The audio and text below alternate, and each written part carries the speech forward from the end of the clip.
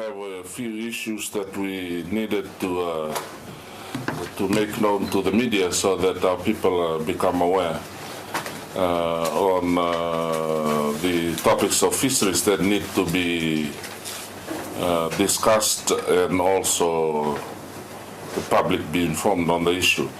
There are two main issues. One is the ban on turtle. The turtle ban is on annually. But basically, in the past, there have been some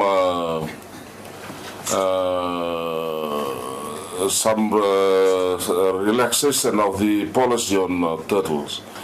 But we have strengthened the effort now to reduce the harvest of turtle, especially during breeding season, which is on now from February to December. From February to December. So the whole issue is the efforts that we are carrying out to try and increase the number of turtles during turtle breeding season. I understand that from reports that we are getting from around Fiji that turtle are still being harvested.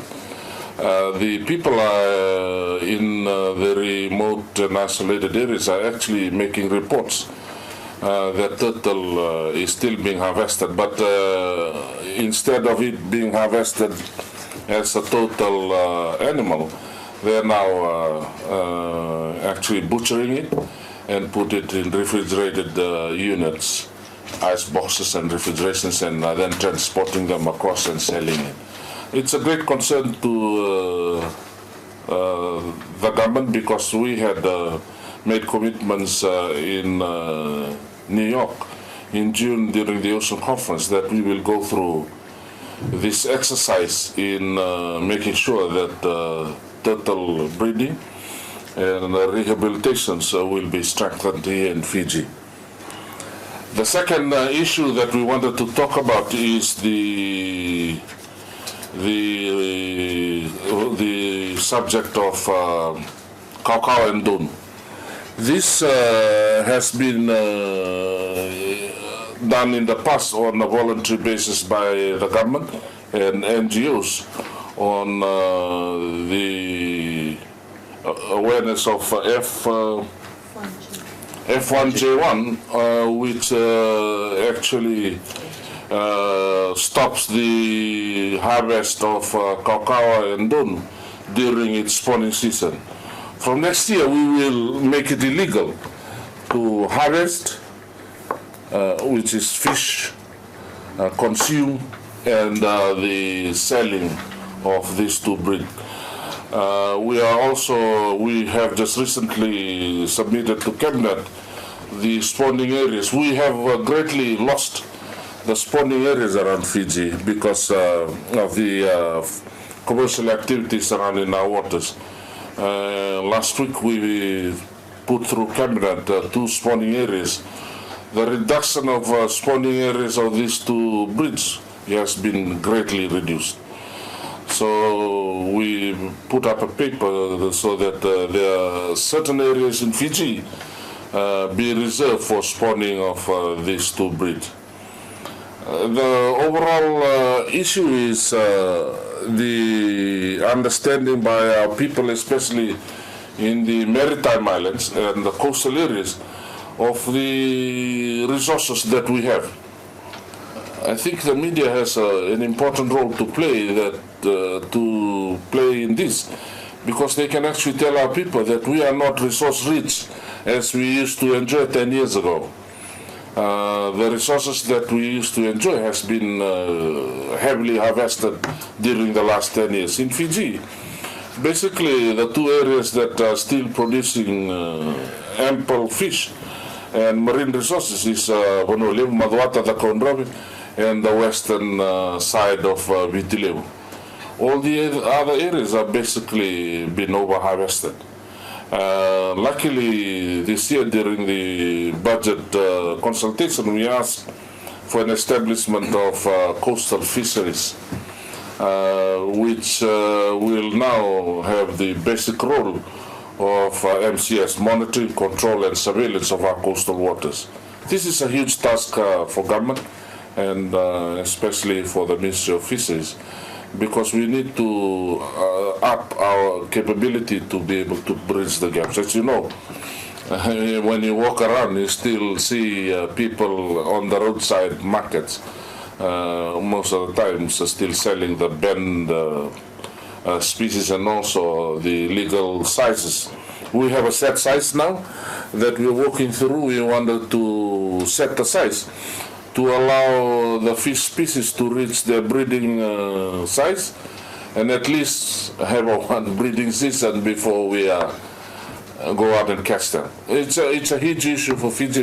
It's never been realized or never really been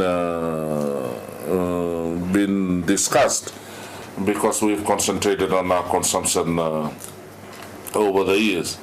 In fact, the tuna industry has been well regulated. We have lost our way through the coastal fisheries and the reef fish system, the reef fish in Fiji. I think that's basically what we wanted to, and I would like to ask the media if they can make this a regular item in the paper. So it is a matter of public awareness. Most of our people are not aware of the limited resources that we have now, and why most of the people think that government is just very strict and trying to regulate everything. But basically, what we have found out, that if we don't do this, then now generations in the future will not be able to enjoy the delicacies that we are enjoying during our lifetime. It's the third moratorium in place. You may ask, why 3 moratoriums? These marine reptiles, the turtles, they take 27 to 30 years to reach an age that they can reproducing.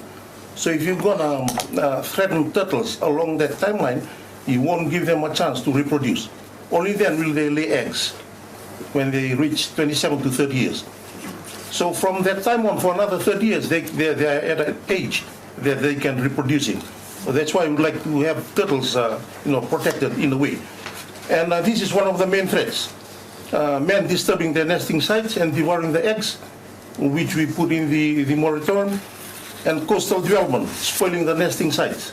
This is something we'd like to discourage.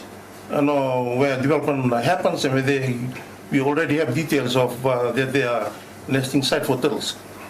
And the use of nets to catch fish. Sometimes they get entangled in, and the caution is given to fishing folk to release turtles when they get caught. And plastic pollution.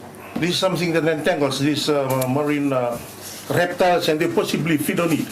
So we discourage pollution. That's another plus for plastic, the ban on plastic pollution. But yes, it takes quite a while to get these animals to get to maturity. And with that in mind, we have put that one as one of our voluntary commitments in New York, in the SDG 14, where we have described within that voluntary commitment that before the end of the ban, the current moratorium, we will have in place a national conservation regulation for Fijian sea turtles. This specifies all the actions that we'll take in regards to sea turtles. So there won't be a break in conservation. But if we see that their turtles have recovered, then we may have moratoriums in place, but with some allowance for quotas in which they can be harvested, because there's been some indications coming to us that turtles. There's a lot of turtles in Fiji now, which is a good sign of the moratorium that it's being successful. But trying to determine the age is one thing. We've tagged turtles in the Pacific. It's tagging, but in overseas they have hospitals that take care of this for animals, that they take turtles in and try to find out the age. But in Fiji and in the wider Pacific, we have tagging sessions that when turtles when they come to the beaches, they are tagged, so that when one is caught, they'll be able to determine how old the turtle is. This is done in collaboration with our NGO partners. They also assisting us in informing the public at large in our islands when we have sessions with them. We try and tell them that this is why we have this moratorium in place and why it's a critical need to support what the government has put in place because of this. In addition to what the minister has said, seasonal closure is something we have in the Act, but we have not been able to really enforce it in the last couple of years because we need regulations to further strengthen it. So for all fish types and species, there are certain times when they spawn, and that is the time we put in seasonal closure. And this is one time if you see that where most Fijians fish in the reefs, targeting the time when fish spawn, because they aggregate at a place. And we would like to discourage fishing during that time, so that it gives a chance for fishes to spawn, to breed and to spawn, spawn and breed, so that we have more fish in the future. And that will come in the form of regulations for more seasonal closure in all the species that we see as threatened. And further to what the minister had said, we have a paper in cabinet now of 2 fish aggregating spawning aggregation devices or spawning aggregation sites that will try to turn into a marine protected area. That's in Langoro Passage and one in coastal area in Cuba, and some of the areas that our scientists are looking into to have them protected.